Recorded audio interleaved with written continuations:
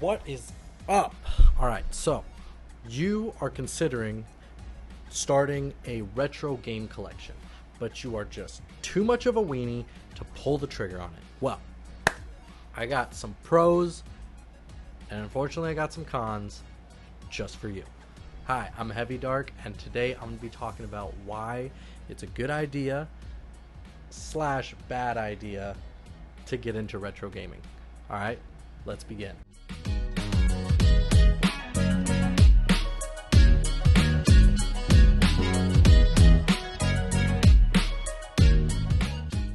First things first, why would you want to get into retro games? Getting into retro games is the beginning of a hobby.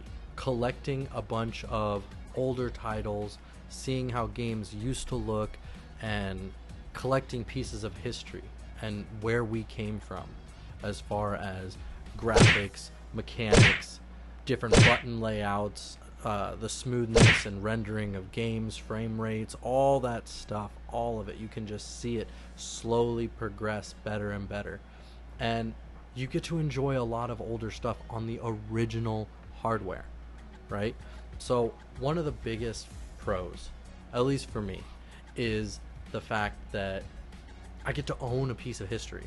And yes, there are some people that do the emulation, but for me, I enjoy having it on native hardware. I enjoy holding that big old giant controller in my hand that only has 5 buttons on it and just beating my way through them levels. Now, that's not for everybody. Some people, the first console they ever played was a PlayStation 3. They're used to dual analog sticks and rumble. Like, they're not going to get that on a Sega Genesis. You're not going to get that on a Super Nintendo. So there are drawbacks to going back this far, and that's one of them, is the older controllers were harder to use. But you can look past that. There's the games, the way that they played, not all of them, but there are games that played so well on those consoles, and they just look so nice, and it really brings back nostalgia for people that played those games back when they came out. For me personally, Yoshi's Island, Super Nintendo, by far the game that I have the most time in. Okay, Donkey Kong Country, that's my jam. Donkey Kong 64, that Conker's Bad Fur Day. Like, these are games that I grew up with, and when I put that weird 3-prong N64 controller in my hand, and you don't know if you're supposed to hold it, like, you know, it brings me back. It brings me back. Playing Quest 64, GoldenEye, I mean, all those games, absolutely amazing. So, the pros come with owning history, owning a piece of the past. Okay, another good pro is an investment. Okay, you buy Call of Duty, all right, $60, $70 if you get the premium edition. Okay, maybe even 80 or 100 if you get the season pass with it, and then sometimes it might even be more for add-ons later. So you're looking at $150, $150 for one game, and then 3 years later they've already come out with 2 new ones. And what's it worth to you now? What do you find it in the discount bin for? $5, $10, if you're lucky, maybe 30. Like, they just don't hold value. They're not worth anything. They're not in limited supply.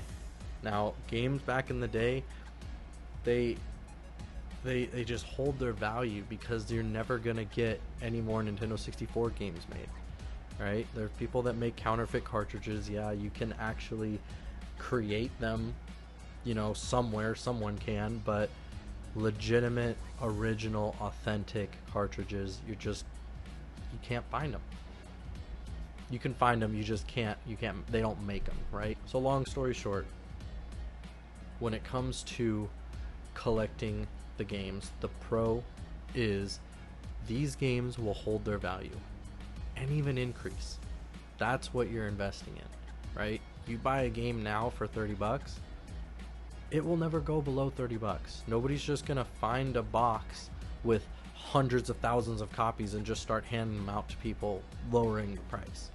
Okay, there are going to be games out there that are just they were crappy, or they just didn't have any significance to them, or they printed too many of them and they sucked. I don't know, but there are games that follow the Call of Duty line. They were very expensive when they came out. They fell off. Nobody wants them. They're not collectible. $2, $3, garage sale, nothing. Okay, but you get to that holy grail. You go to that garage sale and somebody's selling Mother, right, for Super Nintendo. They don't know what they got, so they're just selling them at the discount bin for $5 a piece. Yeah, that's a $300 game. And that leads us towards one of the cons. One of the biggest cons for collecting retro games is the price. Now, hear me out. Call of Duty for $150 can buy you 7 or 8 PlayStation 2 bangers that will keep you entertained for months. Now, you give and take, right? These games are not supported online anymore. You're not going to be able to play with friends, but you can play couch co-op, which is something that modern games have been getting away from. Everything's online. So when it comes to a con, when it comes to price, it comes with some of the games that are very good. I'm not saying all of them, but usually it's either games that were underappreciated when they first came out, or they're just didn't print very many copies of them. I mean, there's a whole bunch of reasons why, but the point is that it's in low supply, or it's very hard to find in your country, so the price goes up. Okay, just like I was talking about Mother, it is $300, and that's for a rough copy. I believe that a mint condition one is around $500. Now, $500, that's 5 times as much as your Call of Duty with your season pass. But guess what price it's never gonna go under? You know what I mean? Like, as people start discovering that they're into retro games and they want to own the physical copy of these games, the price is gonna go up, because the demand is never, or the price is going to go up because the demand goes up and the supply is staying right there, you know? So that is a pro and a con. Okay, you're going to find some games, they are just absolutely amazing games. Shadow of the Colossus for the PlayStation 2 is one of my favorites. Wario World for the GameCube, one of my favorites. Underrated, didn't do very good on the review side, but it's like $80-$90, and it's a GameCube game. GameCube games are expensive most of the time anyway, but I forgot those ads. I'm sorry. I apologize. Okay? I don't like it. Okay, we're back. My bad, guys. Minor inconvenience. Now, where was I?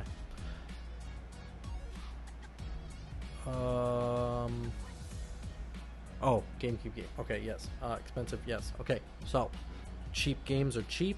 You can buy a lot of them for the same price of modern games. Expensive games are expensive, but they will always be expensive because there's no more supply. I think that that's an evaluation that you have to make for yourself, whether it's expensive or not. So, on the low end, you can find PlayStation 2s if you're looking to start your collection, if you're interested in it. PlayStation 2s. Those are the ones that I have personally found to be on the lesser side of the spectrum. Okay, $50-$60. Some people will throw it up there for $100. I promise you, if you keep looking, you'll find one for $50, or just offer them $50. Alright, a lot of them come with free games. A lot of them come with extra controllers, memory cards, all that goodness that you would have to buy if you bought modern hardware, all included. The second one that is dirt cheap and I'll say this is cheap, okay? And the only reason I'm saying this is because I've found Wii consoles for $20, $30, like absolute steal, okay? And the only reason I say that is because the interaction with it. There are rail shooters for the Wii, and I'm a sucker for rail shooters. House of the Dead, that is my jam. That is one of my favorite games of all time. I would just pay for that machine over and over again in quarters whenever I went to the arcade. Okay, I swear I bought like 3 of them. So House of the Dead, that's my jam. You know, now that I think about it, that's not so much a testament of how much I loved it. It's more of a testament to how bad I was at actually playing the game. But anyway, it has a ton of rail shooters. You could get the console and like 5 arcade shooters for a price that is less than a modern day game with a season pass. And for me personally, I just think that that's better. I think it's better. I think that's so awesome.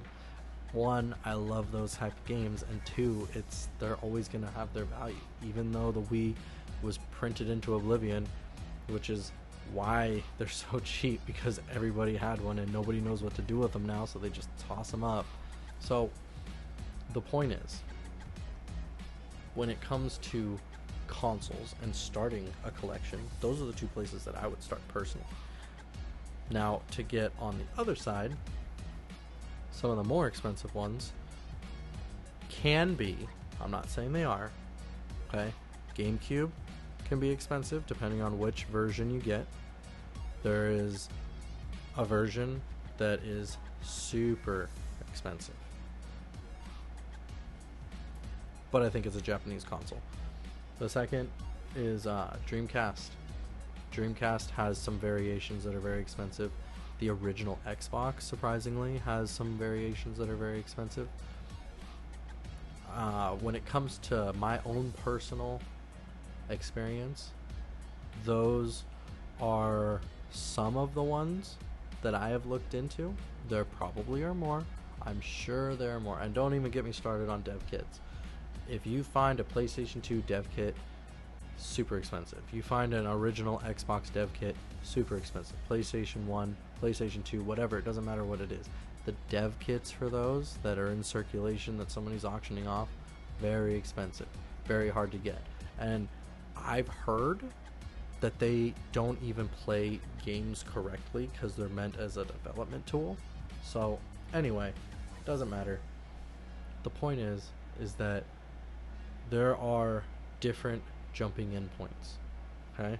And then when it comes to old school games, you have actual arcade cabinets, and I've been looking into some of these, and they are sick and they are expensive. I think some of the, like, Carnival was one that I loved. Area 51 was one that I loved. Obviously House of the Dead, Time Crisis, which I actually have for the PlayStation 2 and 3. So those games, they come in the cabinets. The cabinets, they can range from $750 to $3,000 for the older ones. The newer ones, like the ones that have Halo or The Walking Dead in them, they can get up to $15,000.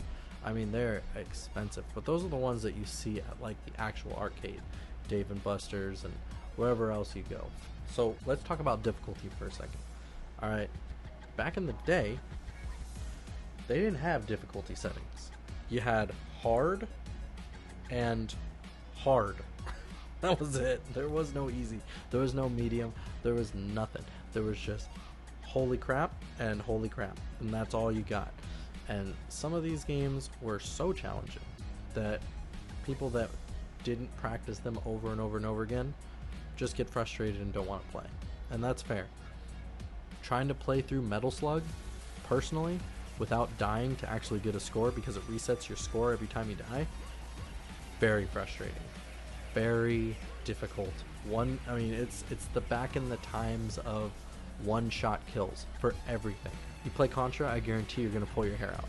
Okay, you play Ghosts and Goblins, that game will drive you insane.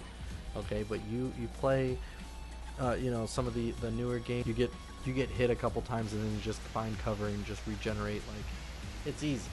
Okay, but we're talking about back in the day. That is frustrating, but it's fun in its own way. It actually takes memorization of the levels in order to beat them. Experience, playing them over and over and over again. Some people might not find that that's worth it. I do.